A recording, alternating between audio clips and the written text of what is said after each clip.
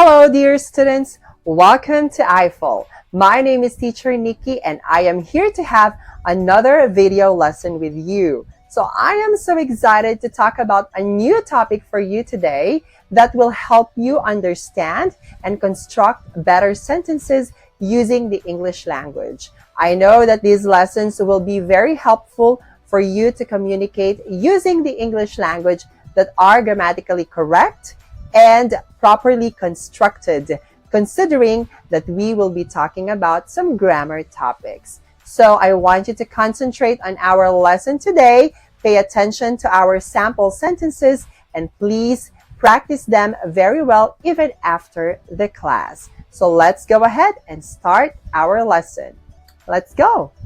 So for our topic for this video, we will be talking about the second part of infinitives. So in this part, we will be discussing how do we use an infinitive. So while we already covered the main uses of both infinitive forms, there is some infinitive grammar that we haven't covered yet.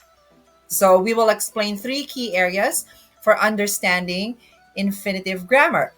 So we have the split infinitives, the passive infinitives, and the continuous infinitives. Wow, new terms, right? So let's go ahead and talk about first the split infinitives. So a split infinitive is a full infinitive that contains an adverb or an adverbial phrase between to and the base verb. So such as to hungrily eat. So in this case, from the word itself, split, so you are separating to and the verb base and putting an adverb between them or an adverbial phrase between to and the base verb. Okay. Now, in most cases, we recommend avoiding them when you can and using them only in some scenarios.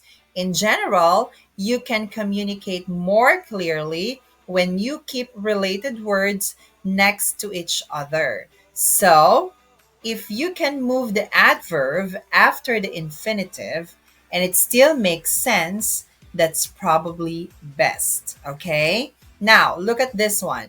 This app helps you to quickly, easily, and conveniently work.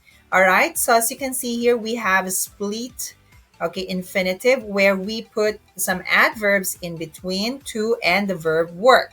However, if we can just clearly say it this way, this app helps you to work quickly, easily, and conveniently. That would actually sound much better. So this could be the best choice to use it in the situation. All right. Next one.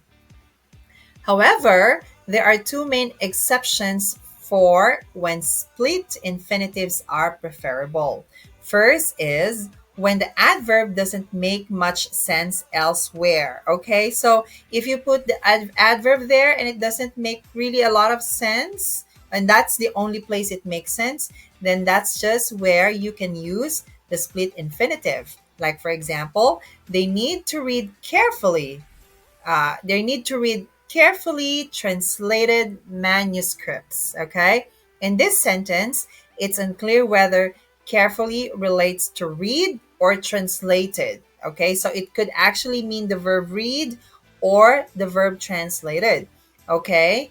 By splitting the infinitive, it becomes clear that carefully refers to read. Okay. So we just want to make clear. So the sentence becomes like they need to carefully read translated manuscripts. Okay, so in this case, it makes the sentence more clear or clearer or have a specific idea to it. Okay, next.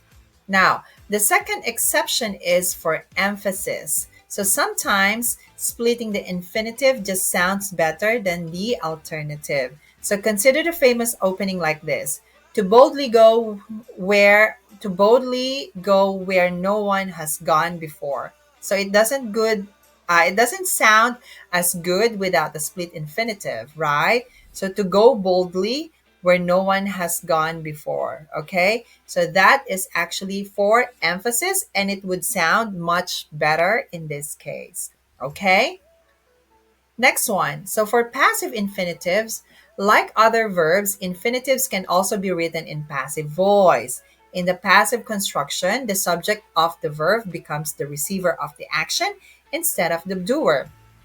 So, for passive infinitives, instead of the base verb, use the word be plus the past participle. Let's see that form. For example, okay, so let's see. I was hoping to be given an A on my paper. She expected to be thrown the ball since she was open. Okay, both doors should be locked at night. So we can see here some examples of passive infinitives. And the last one here is your continuous infinitives. Like verbs in the continuous tense, continuous infinitives represent an ongoing action. So instead of the base form of the verb, continuous infinitives use the word be plus present participle or the ing form. For example, to make the infinitive to do into a continuous infinitive, use to be doing. Okay, to be doing. So, example, I'd prefer to be sleeping right now. So, it would be a nightmare to be waiting outside in this storm. You must be joking. Okay, so these are just examples of your continuous infinitives. All right, so I would like you to understand the concepts of our infinitives for this part. Okay. So I hope you find our lesson today very helpful. So as I always say, the secret in making your communication skills in English better is constant practice. So I want you to please keep on practicing all the lessons that we've had in the past and even this present lesson. So I know that you can do it really well and you'll improve yourself eventually. So just keep believing in yourself and practice more, okay? Now, please stay tuned to our more lessons here in I-Fal, and please visit our website that I will flash on the next screen.